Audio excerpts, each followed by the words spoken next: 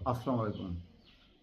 তেহরেন তেহরিক ই Taliban Pakistan TTP নামে সদ্য প্রকাশিত বা সদ্য একটি জঙ্গি সংগঠনের উত্থান নিয়ে হঠাৎ করে বাংলাদেশে যে একটি ছোটোখাটো ঝড় বয়ে গেছে।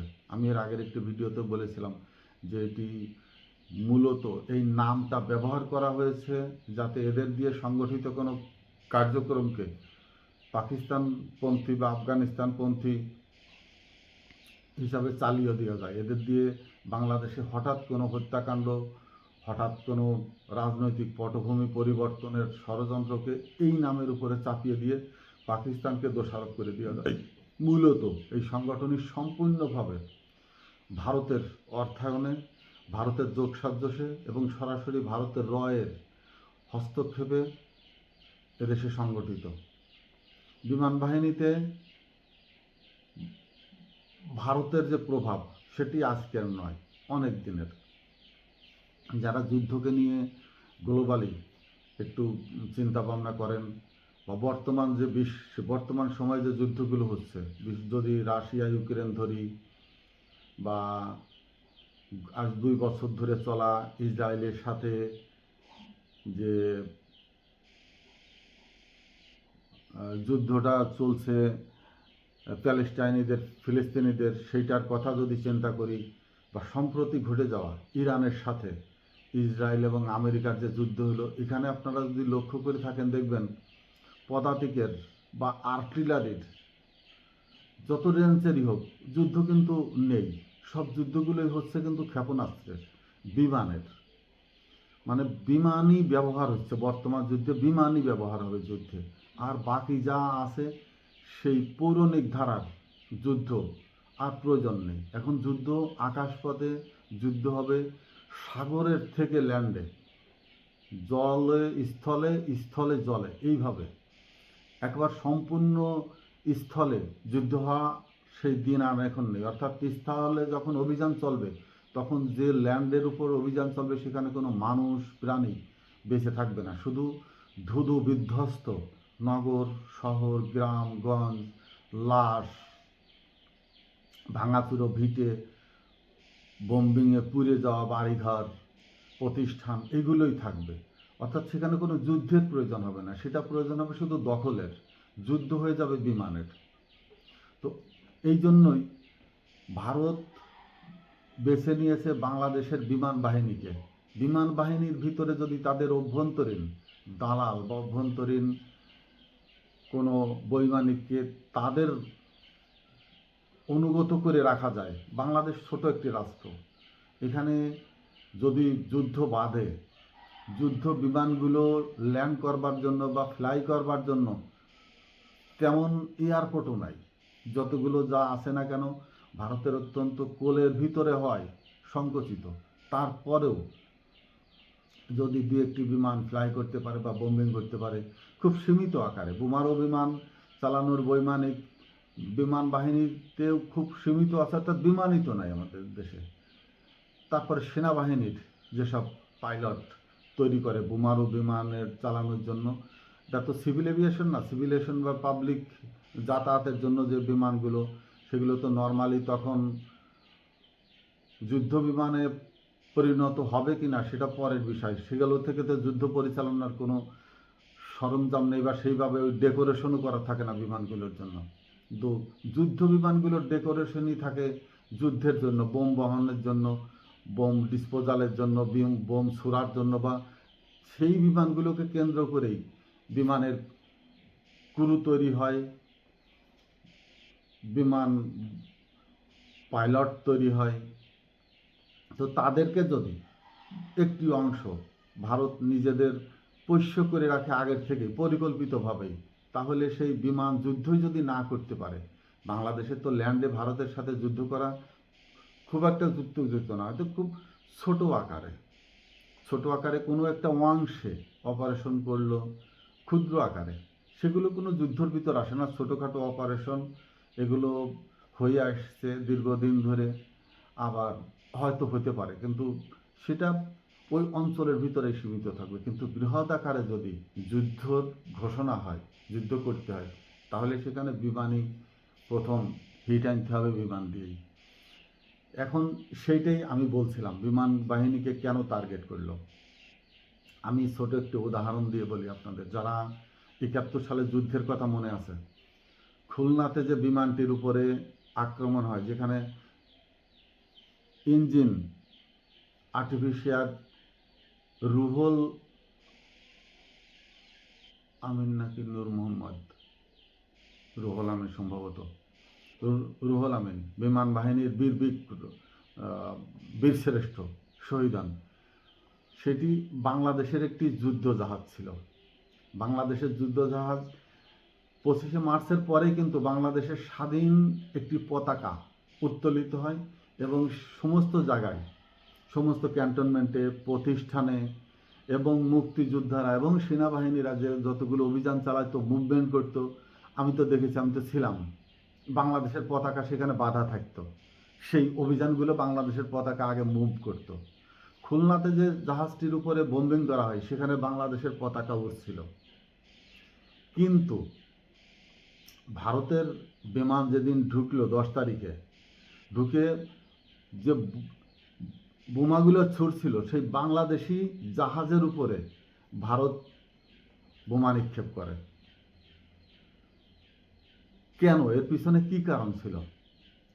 খুলনাতে ওই জায়গাটা যে ঘাঁটি ছিল, ওই ঘাঁটি থেকে পাকিস্তানি যারা ছিল তারা তো সরে গিয়েছিল, যুদ্ধ শুরু হওয়ার পরই সরে গিয়েছিল। ওই বিশাল একটি নোঙ্গর খালি ছিল, ওই জায়গাটাতে, ওই অঞ্চল দিয়ে ওই জাহাজটি যুদ্ধ করত, পাকিস্তানিরা যেন ওখানে না ঢুকতে পারে বা ওইখান থেকে কোনো কিছু না করতে পারে।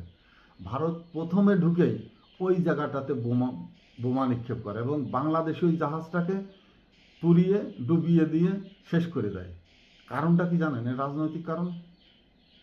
ওই বাংলাদেশি জাহাজটা, ওই জায়গার যে সম্পদ, কোটি কোটি টাকার সম্পদ, জাহাজ, অনেক জাহাজ, অস্ত্র, রসদ,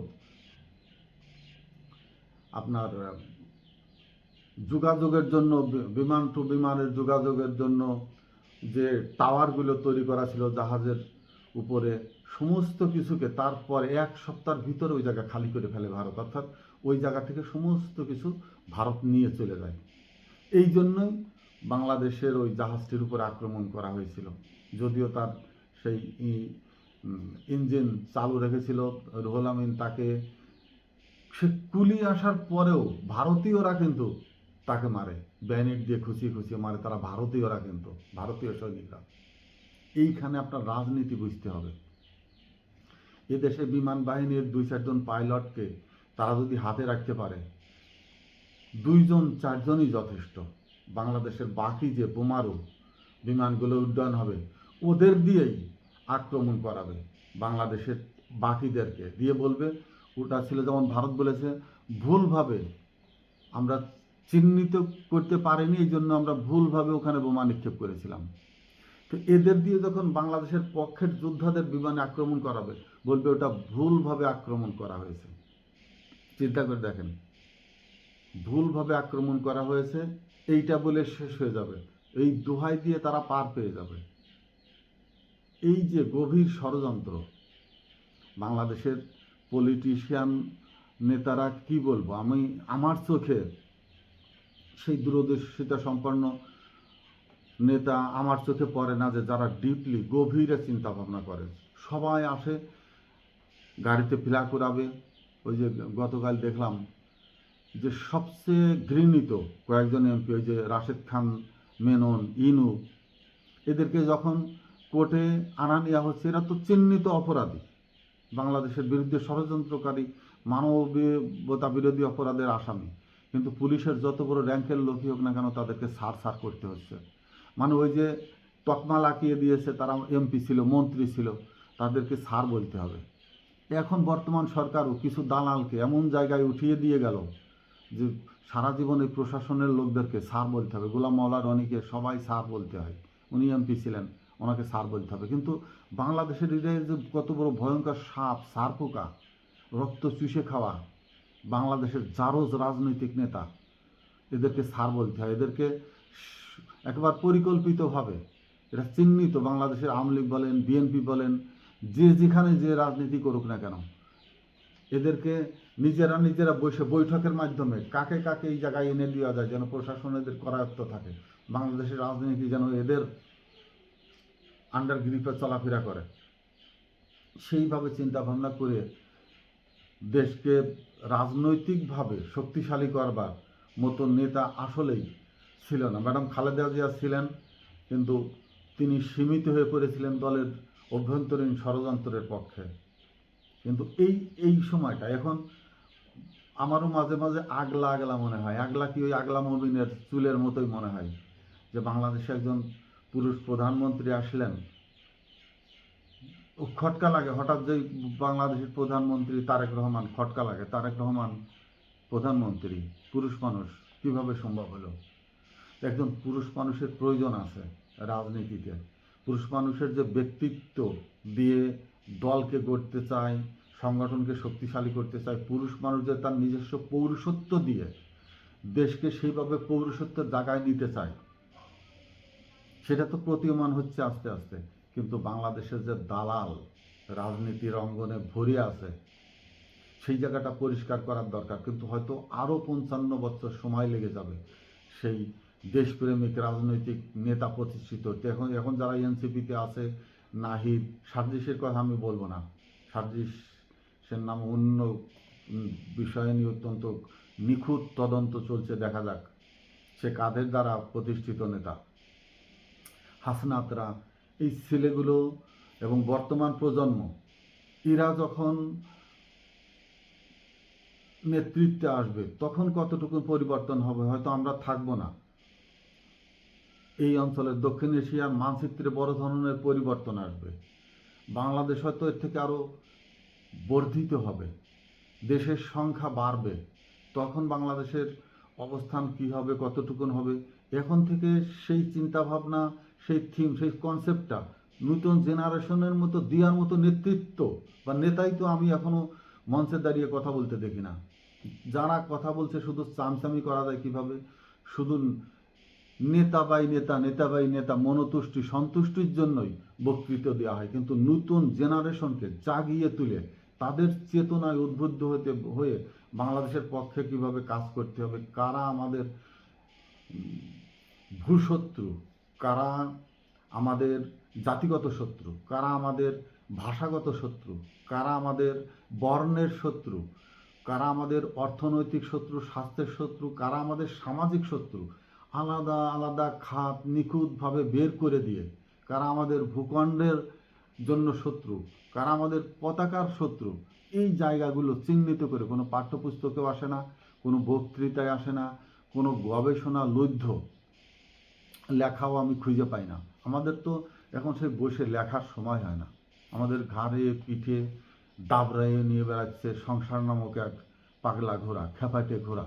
আমাদের ব্যস্ত রাখে আমাদের পেটের ক্ষুধা, আয়ের পথ। আমরা তো রাজনীতি করে সংসারও চালাই না, দালালি করে কারোর কাছ থেকে 5 টাকা নিতে যাই না।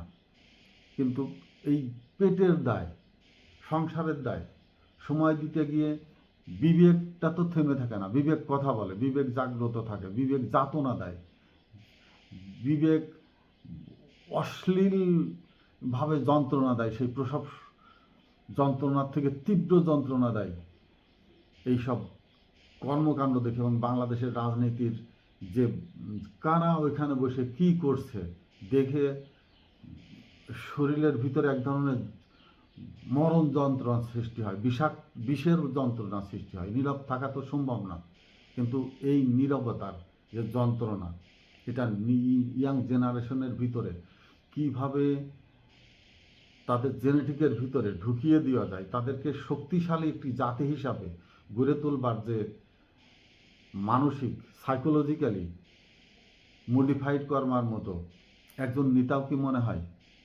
হাসনাত একটি লাইনে কথা বলছেন, কিন্তু সেই কথাটা এক জায়গায় সীমাবদ্ধতা, অর্থাৎ পার্লামেন্টে যাবার পরে পার্লামেন্টারিয়ানদেরকে কিভাবে সৎ রাখা যায়। আর চোর যদি পার্লামেন্টারি, সেখানে যতই কোরআনে হাফেজ বানান, মৌলানা বানান, ও সুযোগ পেলেই মসজিদের কোরআন শরীফ চুরি করে নিয়ে এসে আর একজনের দেবে। ও সুযোগ পেলেই ওই সংসদের যে কলম সই করবার জন্য দেয় ওটাও আস্তে করে পাঞ্জাবির পকেটে ঢুকিয়ে ফেলবে। ওর স্বভাবই যদি চোর হয়, সংসদে যাওয়ার পরে কি পরিবর্তন হবে নাকি? ও তো এখানে গিয়ে সংসদ ভবনে বসে চুরি করবে, ওর অফিসে বসে সংসদের এলাকার জন্য বরাদ্দকৃত অর্থ চুরি করবে, আর মন্ত্রিত্ব পেলে তো সাফ করে ফেলে দেবে, সাফা করে ফেলে দেবে। কিন্তু জন্ম থেকেই মায়ের পেট থেকে, মায়ের পেটকে কিভাবে পবিত্র করা যায়, বাবার শুক্রাণুকে কিভাবে পবিত্র করা যায়, যে পবিত্র শুক্রাণু পবিত্র একটি গর্ভে অবস্থান নিয়ে পবিত্র দেশের নীতি নৈতিকতার পক্ষের একটি মানব সন্তান এদেশে ভূমিষ্ঠ হবে, সেই জায়গাটা তৈরি করবার জন্য কোন ধরনের পদক্ষেপ নিচ্ছে, কে নিচ্ছে, সেই জায়গাটা আগে প্রয়োজন। আমি যেটা নিয়ে বলছিলাম সরে চলে আসছে হয়তো, বিমান বাহিনীকে ভারত কেন বেছে নিল, এবং আমি তার জ্বলন্ত উদাহরণে দিলাম এইটাই, যে বিমান বাহিনীর অভ্যন্তরে যদি ভারত সেনাবাহিনীকে অলরেডি যেভাবে একেবারে নাজেহাল দুর্বলের ভিতরে ফেলে দিয়েছে, সেনাবাহিনীকে অনেকটাই দুর্বল জায়গায় ঠেলে নিয়ে গেছে এর ভিতরে ভারত। এখন আরেকটি শক্তিশালী জায়গা হলো বিমান বাহিনী, সেইটাকেও নিয়েও এখন ভারতীয় ষড়যন্ত্র চলছে। নৌবাহিনী নিয়ে আমাদের সমুদ্রপথের যে যুদ্ধ, সমুদ্র নৌবাহিনী যতটুকুন যে অবস্থায় আছে আমি জানি না কী হবে, কিন্তু তাদের যে ক্ষেত্রটা, যুদ্ধর যে মাঠ, যুদ্ধক্ষেত্র, সেখান দিয়ে আক্রান্ত হবার সুযোগ কম হবে, বা সেখানে যে ধরনের অস্ত্র ব্যবহৃত হবে সে অস্ত্রগুলো খুব সংক্ষেপেই, খুব স্বল্প সময়ের ভিতরে আঘাত হানবার ক্ষমতা রাখে। এই জন্য সেটা নিয়ে হয়তো ভারত বেশি চিন্তিত নয়।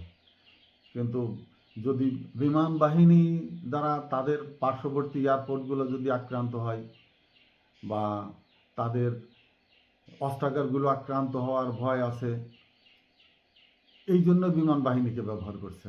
দেখেন, আমি আর একটা কথা বলি, বাংলাদেশে যদি মোট বিমান অনুসারে কয়জন বোমারু জাহাজের পাইলট আছে, তার ভিতরে 4-5জন পাইলটকে যদি ভারত রিক্রুটমেন্ট করতে পারে, এখানে বসে টেবিল ওয়ার্ক করে আর তাদেরকে বলে দিচ্ছে যে এত এত গ্রিভান্সে এখানে ভারতের একটি অস্ত্র কারখানা আছে, ওইখানে গিয়ে বম্বিং করে চলে আসো। এখন ওই পাইলটটা যদি ভারতের রিক্রুটিং হয়, ভারতের ইচ্ছার একজন মানুষ হয়, উনি যে করবেন কি, ওই বিমানটি চালিয়ে যেয়ে রাজস্থানে চলে যাবেন, যাই যেখানে শুধু মরুভূমি, সেখানে বোম ফেলাইয়ে চলে আসবেন। বম্বিংও হয়েছে, বিমান ফিরে আসছে, সব ঠিক আছে, কিন্তু যে টার্গেট তাকে দেওয়া হয়েছিল সেই টার্গেটে আর বোম পৌঁছাবে না, মেরে চলে আসবে অন্য জায়গায়। এই দৃষ্টান্ত তো আমরা দেখেছি, তো ইরানের থেকে যে বোমাগুলো গেছে তার কতটা ইসরায়েলের টার্গেটে হিট করেছে, বেশিরভাগই মরুভূমিতে গিয়ে পড়েছে। এই সময় নিখুঁত একটি সুয়ের উপরে যদি বম্বিং ফেলতে চাই সেটাও সম্ভব। গ্রিড রিফারেন্স, বাতাসের গতি, তাপমাত্রা, ঠিকমতো চার্জ লাগিয়ে ক্ষেপণাস্ত্র নিক্ষেপ করলে একবার টার্গেটে হিট করবে নিখুঁতভাবে। কিন্তু যদি টার্গেটে না গিয়ে ফাঁকা জামায় গায়ে মরুভূমিতে পড়ে, ওই সমুদ্রে গিয়ে পড়ে, কি মনে করবেন? Something wrong. এটাই বলছি যে যদি বিমান বাহিনীতে সঠিক বোমারু বিমানের পাইলট না থাকে, চালক না থাকে, বোমগুলো যদি সেই রাজস্থানে গিয়ে পড়ে, বোমগুলো যদি সুন্দরবনের কোনো একটি জঙ্গলে গিয়ে পড়ে, যেখানে মারার কথা সেখানে যদি হিট না হয়, যুদ্ধকে সাকসেসফুল আনা যাবে? এই জন্যই ভারতের রয়েরা এবার সরাসরি বিমান বাহিনীতে হাত দিয়েছে।